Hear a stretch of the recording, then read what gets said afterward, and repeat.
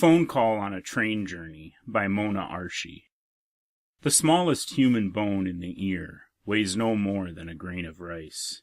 She keeps thinking it means something, but probably is nothing.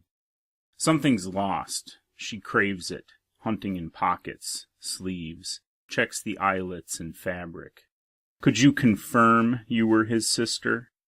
When they pass her his rimless glasses, they're tucked into a padded sleeve.